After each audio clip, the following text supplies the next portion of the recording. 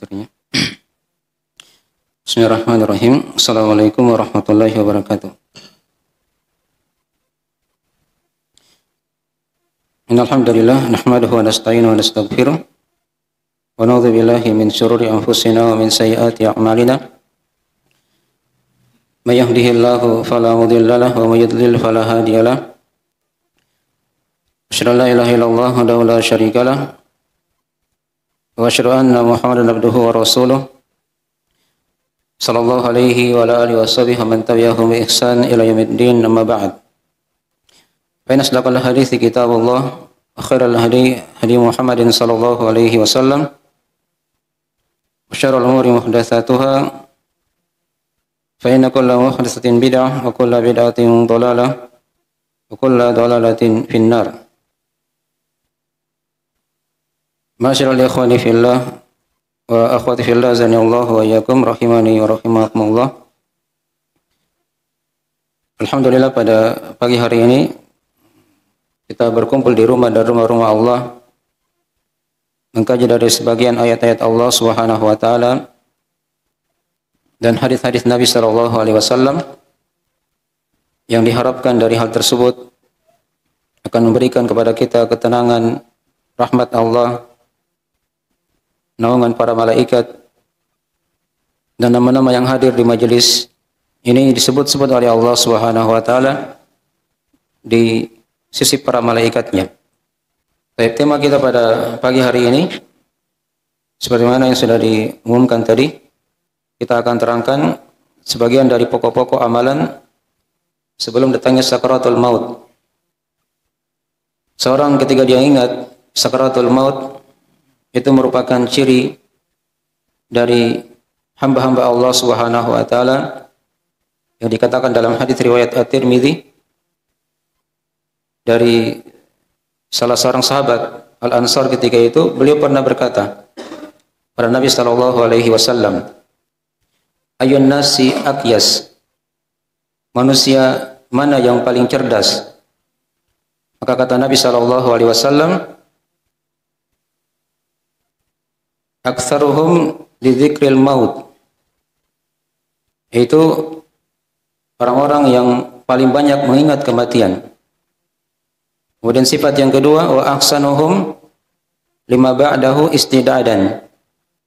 Dan orang yang paling baik mempersiapkan setelah kematian itu dari persiapan-persiapan. Dan ini dari kehidupan kita di muka bumi ini. Ya. Setiap hari berlalu itu pertanda kematian akan semakin dekat. Kita akan mendapatinya. Dan mau atau tidak mau, kita pasti akan mendapati kematian tersebut. Banyak diterangkan dalam ayat-ayat Al-Qur'anul Karim, dalam hadis-hadis Nabi sallallahu alaihi wasallam. Dan kita telah saksikan di setiap hari kehidupan kita. Ada yang diantar dengan jenazah, dibawa di kuburan. Tapi kadang di antara kita ada yang lalai, yang kurang mempersiapkan bekal-bekal.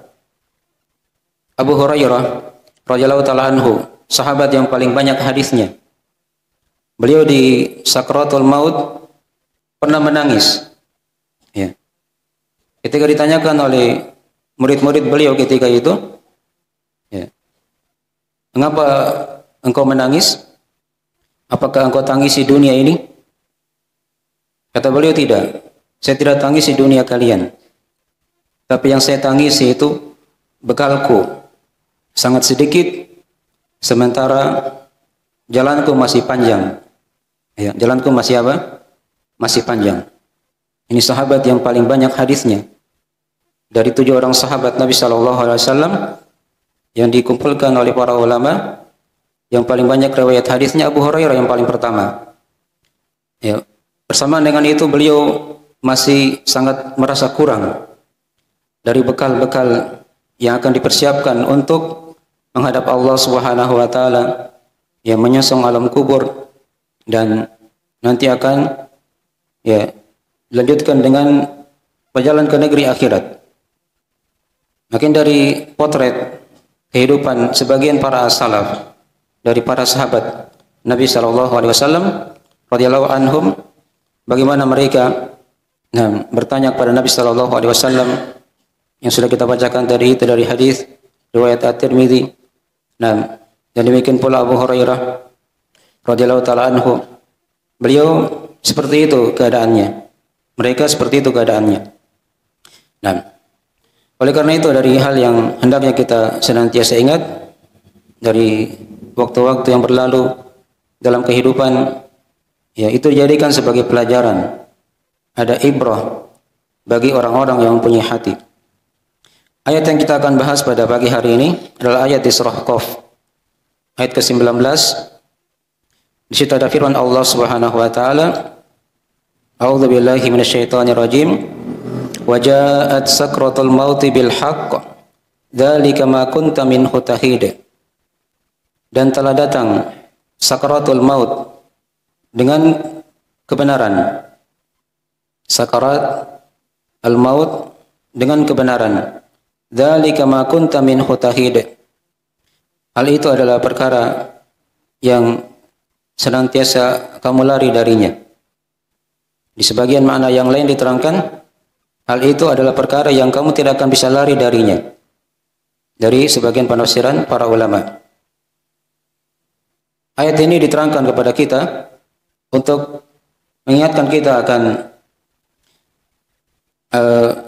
adanya sakaratul maut. Jadi seorang ketika dia mati itu bukan mati biasa saja begitu, tapi dia akan melewati sakarat, ya, kepedihan di atas kepedihan. Dibawakan oleh Allah dalam lafaz jamak, sakarat, bukan sakaratun, bukan mufrad, tapi dibawakan dengan lafaz jamak, sakarat, menunjukkan kepedihan itu di atas kepedihan setelahnya. Ya, jangankan kita, ya, para nabi dan rasul itu merasakan yang namanya sakaratul maut. Nabi sallallahu alaihi wasallam saja diterangkan dalam hadis riwayat Al-Bukhari dari Aisyah radhiyallahu taala anha, ketika beliau di penghujung kehidupannya, beliau sudah pingsan selama 3 kali. Ya. Beliau pingsan selama 3 kali. Ya. Habis pingsan beliau sadar lagi. Pingsan sadar lagi, pingsan sadar lagi. Dan di ketiga kalinya itu beliau minta kepada Aisyah 1 mangkok dari air. Ya, yang beliau celupkan tangannya, beliau sapu ke wajahnya. Nah, ketika itu beliau bersabda sallallahu alaihi wasallam, La ilaha illallah, inna lil mauti lasakarat. La ilaha illallah, tidak ada yang berhak disembah kecuali Allah. Sesungguhnya pada kematian itu ada sakarat, ada kepedihan di atas kepedihan. Umar bin Al-Khattab radhiyallahu taala anhu, beliau ketika ditanya oleh anak beliau Abdullah bin Umar di penghujung kehidupan beliau di situ ditanya bagaimana penggambaran sakaratul maut itu. Ya. Maka beliau di situ sempat menggambarkannya. Beliau berkata, sakaratul maut itu yang aku rasakan bagaikan ranting pohon yang dimasukkan dalam tubuhku. Ya. Dan ranting-ranting itu setiap rantingnya ada duri yang masuk sampai di persendianku. Ya. Dari kaki sampai kepala beliau radhiyallahu taala anhu. Nah, kemudian ranting itu akan ditarik. Ranting yang berduri dan dia akan ditarik. Dan ini ada dalam tubuh beliau ketika itu. Beliau merasakan seperti itu. Ya. Ini dari penggambaran dari sebagian sahabat, yaitu Umar bin Al-Khattab radhiyallahu taala anhu. Sebagian as-salaf yang lain menggambarkan juga seperti itu, mirip. Bagaikan duri yang dimasukkan dalam kapas. Kemudian ditarik duri tersebut, ya, sedikit demi sedikit. Perlahan-lahan kaki itu menjadi dingin, ya, dari kaki kemudian sampai ke betisnya, mulai dia dingin, ke lututnya, ke pahanya, sampai ke pinggangnya, ke tangannya, dan terakhir sampai di tenggorokannya. Maka ini dari sebagian penggambaran-penggambaran dari para ulama as-salaf tentang sakaratul maut tersebut. Ya. Oleh karena itu diterangkan dalam Al-Qur'anul Karim berbagai macam ayat-ayat tentang sakaratul maut ini. Di antaranya ayat yang telah kita bacakan tadi itu di surah Qaf, dan juga ada ayat di surah Al-Qiyamah. Nah, tentang sakaratul maut tersebut. Ya. Nah, diterangkan oleh Allah Subhanahu wa taala, fa idza balagatit taraqi wa qila man raqa wa dhanna annahu al-firaq wal taffatis saqu bis-saq ila rabbika yauma idinil masaq. Tatkala balagatit taraqi, tatkala ruh itu sudah sampai di tenggorokan, menunjukkan ruh itu keluar dari tenggorokan, maka di situ dikatakanlah waqila man raqa. Ya, dikatakanlah siapa yang bisa menyembuhkan orang ini, yang bisa menahan ruhnya. Wa dhanna annahu al-firaq, dan di situ dia telah menyangka, si hamba ini yang akan meninggal ini, dia akan menyangka di situ dia akan berpisah dengan dunia ini. Wal taffatis saqu bis-saq, ketika betisnya sudah bersentuh dengan betis yang lainnya. Ila rabbika yauma idinil masaq, dan dia mengarah kepada Allah Subhanahu wa taala untuk berjalan ke sana. Maka ini di antara ayat-ayat seputar sakaratul maut. Kemudian diterangkan dalam ayat yang lain lagi di surah Al-Waqiah. Allah taala menggambarkan tentang dekatnya para malaikat ketika itu.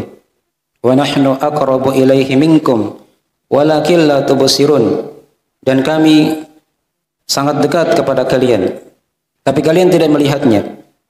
Tapi orang yang akan meninggal, mereka akan melihat datangnya para malaikat tersebut. Ya. Apakah itu malaikat rahmat atau malaikat azab waliyadzubillah yang datang kepada mereka.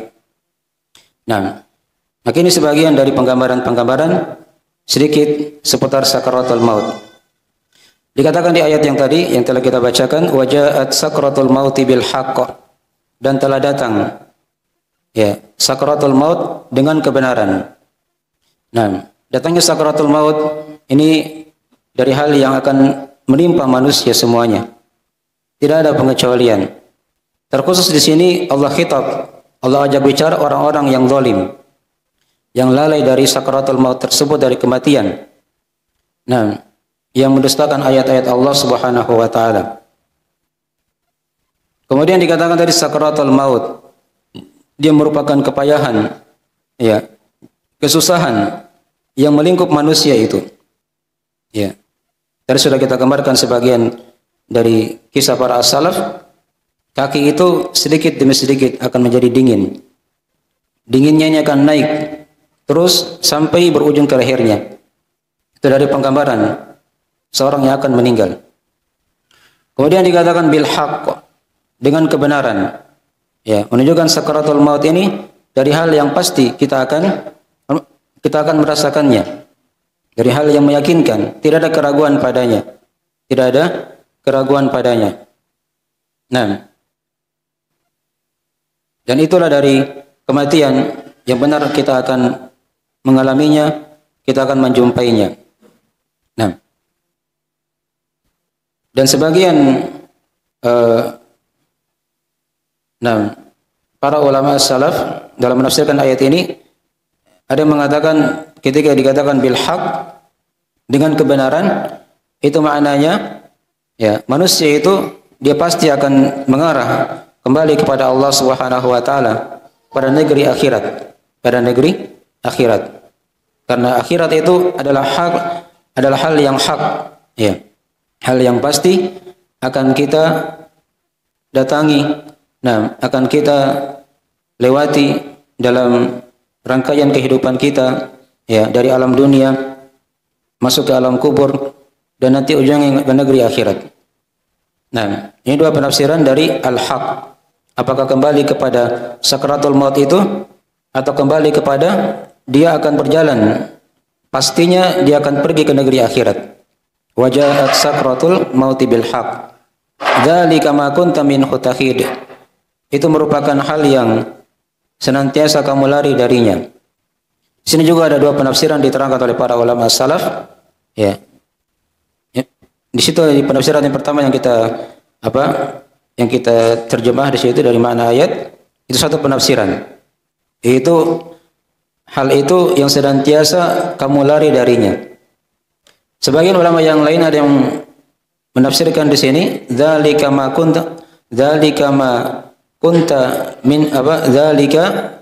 kunta minhu tahid, adalah hal itu adalah perkara yang kamu tidak akan bisa lari darinya. Yang kamu tidak akan bisa lari darinya. Karena memang seperti itu keadaannya. Dari sunnatullah, tidak akan ada yang bisa lepas dari kematian. Dan sebelum kematian itu ada sakaratnya yang dikatakan sakaratul maut. Kepedihan di atas kepedihan. Jadi di sini Allah Subhanahu wa taala mengkabarkan kepada kita tentang keadaan kematian itu bagaimana, yang didahului oleh kepedihan di atas kepedihan. Ya, dirasakan oleh semua manusia, baik itu para nabi dan rasul. Yang sudah kita gambarkan tadi bagaimana Nabi sallallahu alaihi wasallam. Ya, beliau berkata la ilaha illallah, inna lil mauti lasakarat. La ilaha illallah, sungguh pada kematian itu ada sakarat, ada kepedihan di atas kepedihan.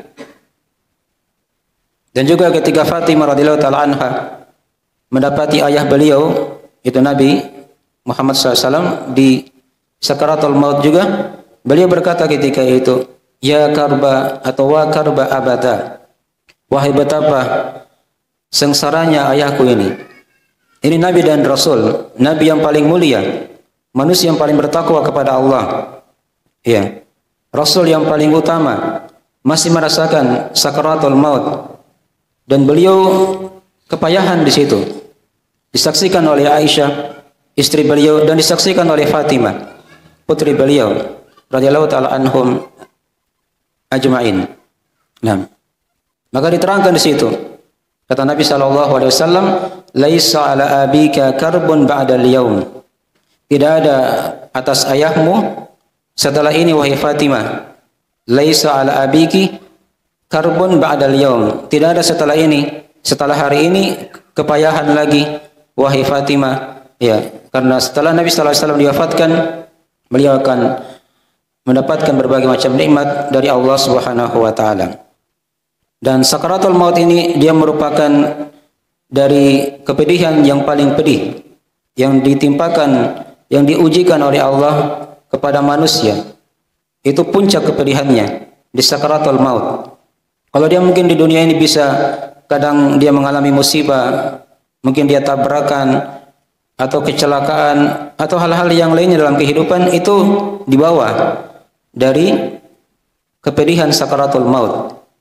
Karena sakaratul maut ini dari hal yang sangat besar kepedihannya. Ya, akhir dari puncak kepedihan yang dialami oleh manusia. Nah, siapapun kita, pasti kita akan merasakan sakaratul maut, dan itu tidak akan lepas. Ya, Nabi saja sudah kita gambarkan tadi bagaimana dari kepedihan beliau yang beliau rasakan, apalagi umatnya. Dan kita mungkin telah saksikan sebagian saudara-saudara kita yang berada di sakaratul maut. Ya, kita lihat bagaimana mereka meninggal. Maka itu dari penggambaran-penggambaran yang hendaknya menjadi kepada kita fikiran dan mempersiapkan dari bekal-bekal sebelum kematian ini, yang kita harapkan semoga Allah SWT memberikan kepada kita kemudahan di kehidupan dunia, di sakaratul maut, di kehidupan alam kubur, dan kita tatkala menghadap Allah SWT pada hari kiamat nanti. Ya. Orang-orang yang kafir ketika mereka berada di sakaratul maut itu lebih parah lagi. Ya, lebih parah lagi. Diterangkan dalam sebagian ayat dalam Al-Qur'anul Karim, walau tara idz zalimuna fi ghamaratil maut wal malaikatu basitu aydihim akhriju anfusakum. Dan seandainya engkau melihat wahai Muhammad orang-orang yang zalim itu di sakaratul maut, wal malaikatu basitu aydihim, dan para malaikat menghamparkan tangan-tangan mereka, memukul mereka. akhriju anfusakum, keluarkanlah jiwa-jiwa kalian. Pada hari itu mereka akan dibalas dengan siksa yang pedih oleh Allah Subhanahu wa taala. Ya. Ini orang-orang yang zalim. Dan zalim itu banyak macam. Apakah dia berbuat kesyirikan atau bid'ah atau pelaku dosa besar. Itu para malaikat memukul ya mereka. Ini orang-orang yang zalim ya, supaya keluar ruhnya. Supaya keluar apa? Ruhnya. Kalau orang-orang yang kafir diterangkan di ayat yang lain oleh Allah Subhanahu wa taala, "Walau tara id yatawaffal ladzina kafarul malaikatu yadribuna wujuhahum wa adbarahum." Dan seandainya engkau melihat wahai Muhammad, tatkala para malaikat itu mewafatkan orang-orang kafir.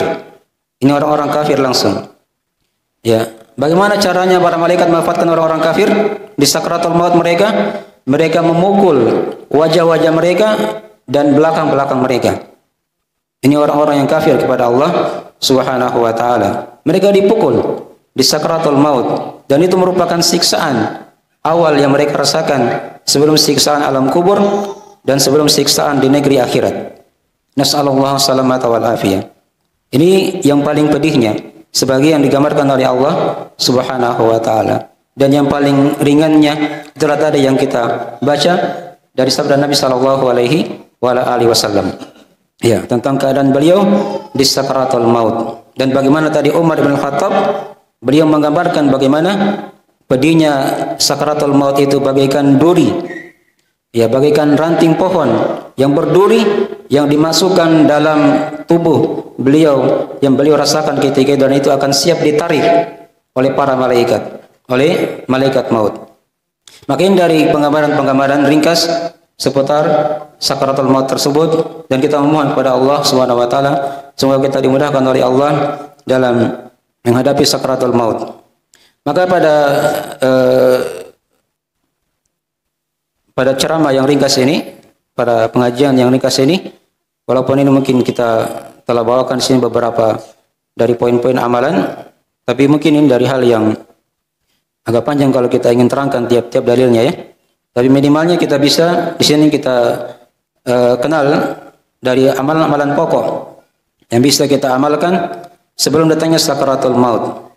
Yang kita harapkan dari hal tersebut Allah Subhanahu wa taala akan memberikan kepada kita kemudahan walaupun kita tahu di sakaratul maut itu adalah hal yang sangat pedih yang kita akan rasakan. Di antara dari amalan yang merupakan amalan pokok sebelum datangnya sakaratul maut adalah seorang itu dia menghiasi dirinya dengan amalan yang soleh. Dengan amalan yang soleh. Itu diterangkan di poin yang pertama dalam surah Al-Mu'minun. Di sana Allah Ta'ala berfirman dalam Al-Quranul Karim dalam masalah ini, hatta idza jaa ahaduhumul mautu qala rabbirji'un la'alli a'malu shalihan fima tarakt kalla innaha kalimatun huwa qailuha wa min waraihim barzakhun ila yaumi yub'atsun. Sampai ketika datang pada salah seorang di antara mereka al-maut ini, ya, maka dia akan berkata, wahai Rabbku, kembalikanlah aku ke dunia. La'alli a'malu shalihan fima taraktu, agar aku bisa beramal amalan yang soleh pada apa yang aku telah tinggalkan. Kata Allah, kalla, sekali-kali tidak. Itu hanya kalimat yang dia ucapkan saja dan di belakang dia ada alam barzah sampai hari kebangkitan. Ini baru sadar mau beramal soleh ketika di mana? Di sakaratul maut. Ini sudah terlambat. Jadi seumpung kita masih di dunia ini, kita masih diberikan kesehatan oleh Allah Subhanahu wa taala, maka ini merupakan waktu-waktu kita untuk perbanyak amalan yang soleh. Dan amalan soleh itu diterangkan oleh para ulama dengan 3 syarat. Nah, dia harus punya akidah yang benar, dia ikhlas, dan dia sesuai dengan tuntunan Nabi sallallahu alaihi wasallam. Itu merupakan syarat diterimanya amalan di sisi Allah Subhanahu wa taala. Kemudian yang kedua, dari pokok amalan juga yang diterangkan dari para ulama kita, itu dia perbaiki amalannya. Ini masih berkaitan dengan poin yang pertama tadi itu. Perhatikan Allah Ta'ala Subhanahu wa ta'ala berfirman dalam Al-Quranul Karim, alladzi khalaqal mauta wal hayata liyabluwakum ayyukum ahsanu amala. Di surah Al-Mulk, segera sudah dihafal ya ayatnya. Dialah Allah yang telah mencipta kematian dan kehidupan. Apa tujuannya oleh Allah cipta kematian dan kehidupan? Liyabluwakum ayyukum ahsanu amala, untuk menguji kalian siapa di antara kalian yang paling baik amalannya. Ya, bukan dikatakan yang paling banyak. Tapi kalau dia banyak dan baik, itu yang diharapkan sebagai bekal-bekal dia dalam menyongsong negeri akhirat. Ya, dia perbaiki amalannya. Ya, perbaiki dari tuntunannya, niatnya, dan dia perbaiki dari pelaksanaannya yang sudah diterangkan dari syarat-syarat amalan soleh tadi itu. Kemudian yang ketiga, di antara dan juga dari pokok amalan yang kita persiapkan sebelum datangnya sakaratul maut, itu seorang dia bertauhid kepada Allah Subhanahu wa taala. Dia perbaiki tauhidnya. Perhatikan nabi yang dikatakan bapaknya para nabi, ya, pimpinannya orang-orang yang bertauhid. Itulah Nabi Ibrahim alaihissalam. Itu berwasiat kepada anak-anaknya untuk bertauhid kepada Allah Subhanahu wa taala. Diterangkan di surah Al-Baqarah, wa wassa biha Ibrahimu bani wa Yaqubu ya bani ya innallaha astafa lakumuddin fala tamutunna illa wa antum muslimun. Ya. Dan Nabi Ibrahim alaihissalam berwasiat kepada anak-anaknya. Demikian pula Nabi Yakub. Wasiatnya sama mereka. Wahai anak-anakku, sesungguhnya Allah telah pilih kalian agama ini. Untuk kalian agama ini. Maka jangan kalian mati kecuali dalam keadaan muslim. Ya. Diingatkan akan keislaman. Dijaga dari akidahnya. Dan diterangkan di ayat setelahnya, am kuntum syuhada id hadara Yaqub al-maut id qala li banihi ma ta'buduna min ba'di. Apakah kalian menjadi saksi tatkala Nabi Yakub dihadiri oleh kematian?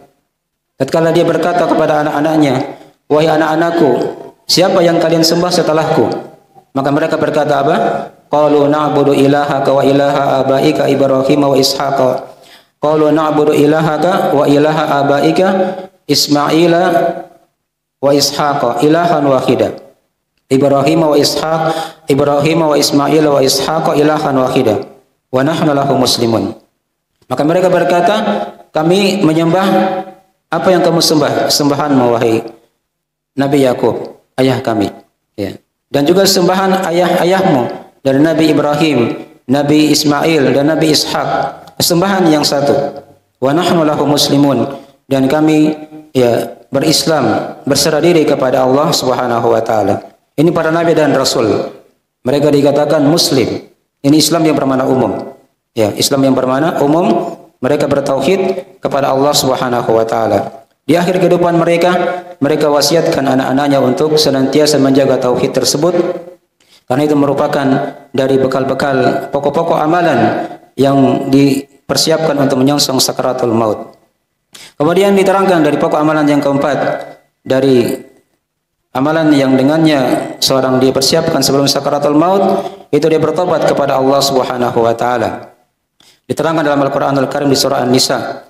Allah Subhanahu wa taala berfirman dalam Al-Qur'anul Karim, "Naam. Wa laysatit taubatu 'alal ladzina ya'maluna as-sayyi'at hatta idza hadara ahadahumul maut qala inni tubtul an walal ladzina yamutuna wa hum kuffar ulaika a'tadana lahum adzaban alima." Dan taubat itu tidak akan diberikan kepada orang-orang yang terang-terangan melakukan kejelekan. Ya, melakukan apa? Kejelekan. Sampai ketika datang kematian pada salah seorang di antara mereka, maka mereka baru berkata apa? Qala inni tubtul an. Ya. Saya baru bertobat sekarang. Ini nanti ketika sakaratul maut baru mau apa? Bertobat. Tidak diterima tobatnya oleh Allah Subhanahu wa taala. Walal ladzina yamutuna wa hum kuffar. Dan juga tidak diterima tobat orang-orang yang meninggal dan mereka kafir. Ulaika a'tadana lahum adzaban alima. Mereka itulah orang-orang yang kami siapkan, kata Allah, siksaan yang pedih. Perhatikan Fir'aun, manusia yang paling kafir kepada Allah, bertobat juga di sakaratul maut. Ketika nyawa sudah di tenggorokan, baru dia berkata kepada Allah, qala amantu bi rabbi atau amantu billadzi amanat bihi banu Israil. Saya beriman kepada Tuhannya yang Bani Israel beriman kepadanya. Tapi tidak diterima lagi tobatnya oleh Allah Subhanahu wa taala. Karena Allah menerima tobat sepanjang nyawa belum ditenggorokan. Dia masih sehat, masih diberi waktu, Ini kesempatan kita bertobat kepada Allah Subhanahu wa taala. Jangan nanti di sakaratul maut baru bertobat. Tidak akan diterima tobat ketika itu. Ya, sudah kita bacakan tadi ayat-ayat dan bagaimana kisah Fir'aun alaihi lanatullah. Nah, innallaha yaqbalu taubatal abdi ma lam yughargir, kata Nabi sallallahu alaihi wasallam.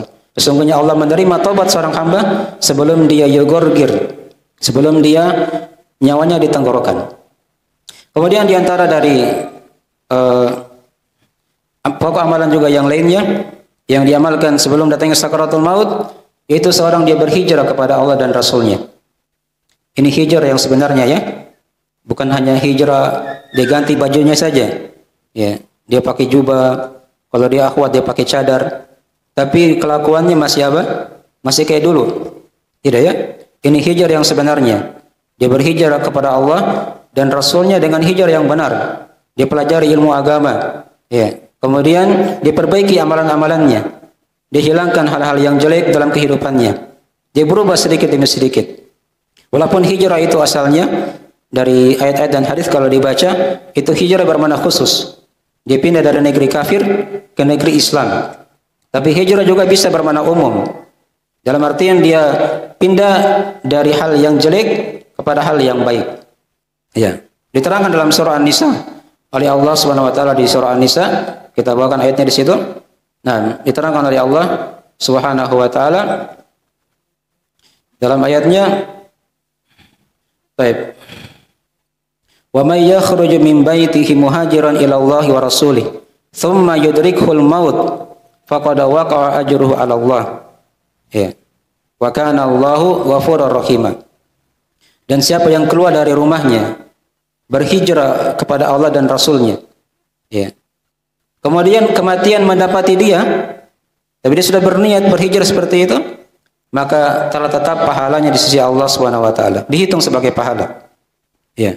Wa kana Allahu ghafurur rahim, dan Allah Subhanahu wa taala Maha Pengampun lagi Maha merahmati. Ya, lagi Maha merahmati. Sudah jam berapa? Jam 11 ya? Terakhir. Sedikit lagi.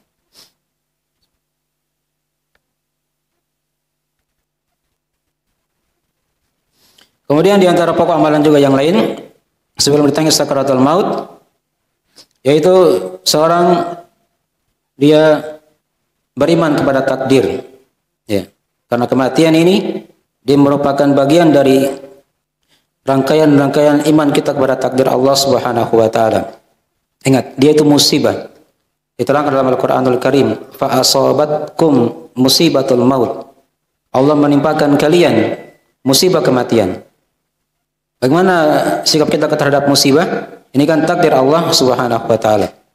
Perlu kita pelajari dari kandungan-kandungan iman kepada takdir Allah agar kita bisa siap menerima hal tersebut.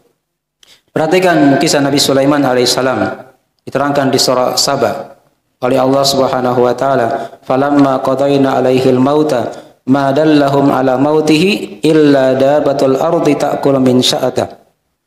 Ya, tatkala kami takdirkan beliau meninggal, Nabi Sulaiman alaihissalam. Ya, beliau meninggal dalam keadaan salat ya, berdiri. Ya. Maka tidak ada yang mengetahui yang menunjukkan beliau sudah meninggal kecuali rayap yang telah makan apa? Tongkat beliau. Nah, disitulah para jin tahu Nabi Sulaiman sudah apa? Sudah wafat. Tadinya beliau berdiri, dikira oleh jin dia masih apa? Masih hidup. Jadi mereka terus bekerja melakukan perintah Nabi Sulaiman sebelumnya. Nanti beliau sudah meninggal, sudah jatuh. Disitulah para jin mengetahui apa? Beliau sudah apa? Sudah wafat alaihissalam. Maka dikatakan tadi, falamma qadayna alaihil maut.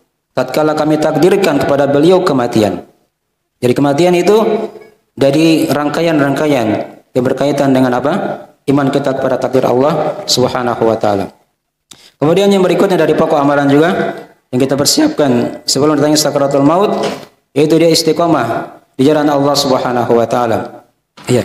Dia lazimi jalan siratal mustaqim, terus-menerus dia berada di atasnya. Maka ini akan diberikan keutamaan tatkala dia di sakaratul maut. Diterangkan di surah Fussilat oleh Allah Subhanahu wa taala, Innal ladzina qalu rabbuna Allahu tsumma istaqamu tatanazzalu alaihimul malaikatu alla takhafu wa la tahzanu wa abshiru bil jannati allati kuntum tu'adun. Sesungguhnya orang-orang yang berkata, Rabb kami adalah Allah, dan dia istiqomah. Perhatikan ya, ini keutamaan istiqomah di sini. Ya. Apa nanti akibatnya? Tatanazzalu alaihimul malaikatu alla takhafu wa la tahzanu. Akan turun kepada mereka para malaikat. Ini kata para ulama di tafsir di sakratul maut. Malaikat rahmat akan turun, memberi kabar kepada mereka. Ya. Janganlah engkau bersedih atau khawatir. Wa abshiru bil jannati allati kuntum tu'adun. Ya.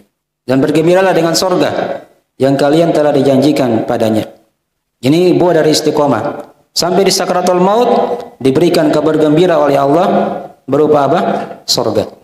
Ya, dengan diutusnya para malaikat.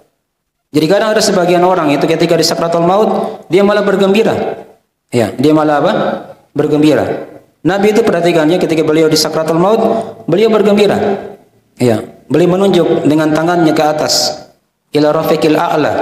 Ya, kepada Allah yang maha tinggi. Ya. Ini dari keadaan Nabi sallallahu alaihi wasallam, dan orang-orang yang beriman juga seperti itu, yang istiqomah di sakratul maut. Orang-orang di sampingnya mungkin menangis, tapi dia apa? Bergembira. Ya, karena diberi kabar gembira oleh Allah dengan surga melalui para malaikat. Karena buah dari keistiqomahannya. Kemudian diantara juga dari amalan yang lain, dari pokok amalan sebelum sakratul maut itu seorang senantiasa dia merasa diawasi oleh Allah Subhanahu wa taala. Ini juga dari hal yang hendaknya kita imani ya. Perhatikan surah Qaf yang kita baca tadi itu ya. Di beberapa ayat sebelumnya itu diterangkan dari pengawasan para malaikat. Ya. Walaqad khalaqnal insana wa na'lamu ma tuwaswisu bihi nafsu wa nahnu aqrabu ilaihi min hablil warid. Dan kami telah mencipta manusia dan kami ketahui apa yang diwaswaskan, yang dibisikkan oleh jiwanya. Ya. Idh yatalaqqal mutalaqqiyani anil yamini wa anis shimali qa'id. Tatkala dua malaikat bertemu, ya, di kanan dan di kirinya, duduk siap menulis dari apa yang dia perbuat. Ya. Ma yalfidhu min qaulin illa ladaihi raqibun atid. Tidaklah ada ucapan yang diucapkan kecuali di sampingnya itu, di sisinya ada raqib atid, malaikat yang sangat dekat lagi mengawasi. Ya, kalau ini hadir dari setiap kehidupan kita, setiap detik, setiap waktu, maka ini akan menghadirkan kita muraqabah kepada Allah Subhanahu wa taala. Ya, dan senantiasa kita apa?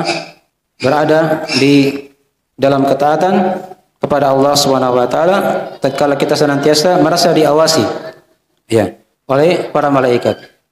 Ayo anak jangan ribut. Jadi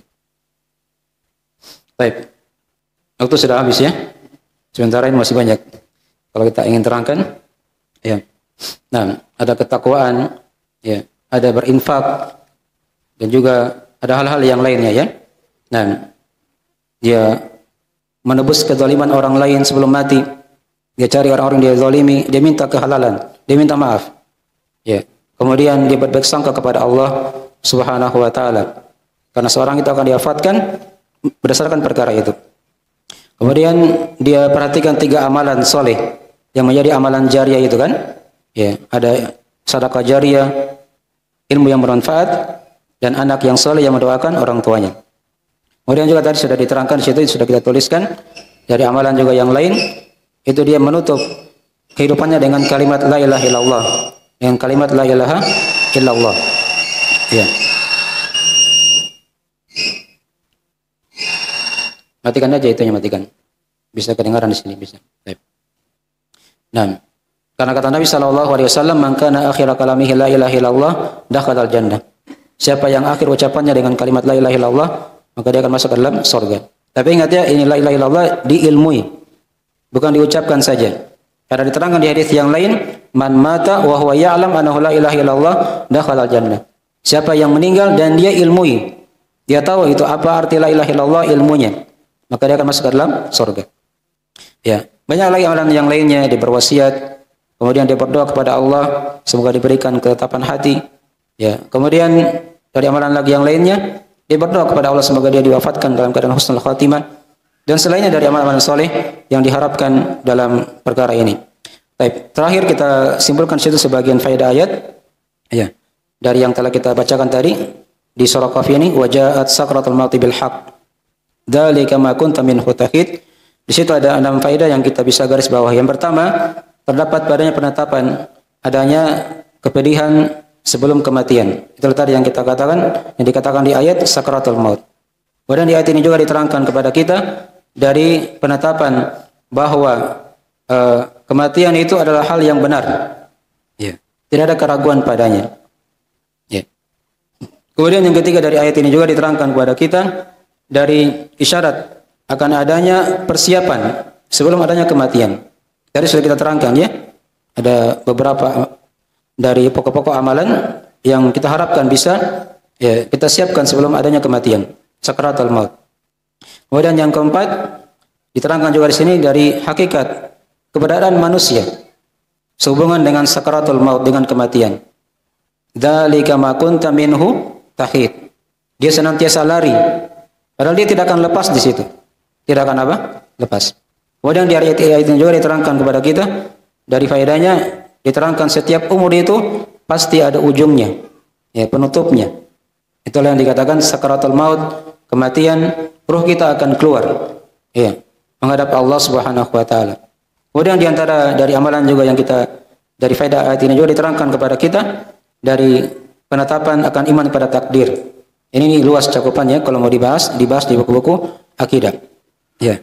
Dan terakhir di sini yang perlu kita ingatkan juga dari bekal-bekal menyongsong sakratul maut alam kubur, seorang dia pelajari 3 pondasi agama dalam agama. Dia ulang-ulangi terus ilmu tersebut. Ya. Dari cara mengenal Allah, mengenal Islam, dan mengenal Nabi Muhammad SAW. Karena ini akan ditanyakan di alam kubur. Ya. Ini akan ditanyakan di alam kubur. Dan ini tentunya dari pijakan-pijakan ringkas yang tidak bisa kita terangkan semua ya dari pembahasan ini. Ya, banyak hal-hal yang kita lewati, yang banyak kekurangannya. Semoga Allah memberikan kepada kita taufik dan hidayah dari apa yang bisa kita sampaikan pada pagi hari ini, dan memberikan kepada kita keikhlasan dalam beramal, dan memberikan kepada kita kemudahan di kehidupan dunia, di alam kubur, di sakratul maut, di alam kubur, dan ketika kita menghadap Allah Subhanahu wa taala pada hari kiamat nanti. Nah, ini dari akhir majelis kita, semoga ada manfaatnya. Bila ada kekurangan mohon dimaafkan. Baik. Untuk pertanyaan kita tidak layani ya. Mungkin bisa dikirim aja di grupnya masing-masing. Kita akan jawab insyaallah taala sehubungan dengan materi yang kita telah sampaikan tadi itu. Nah, subhanakallahumma bihamdik, asyhadu an la ilaha illa anta, astaghfiruka wa atubu ilaik. Wassalamualaikum warahmatullahi wabarakatuh.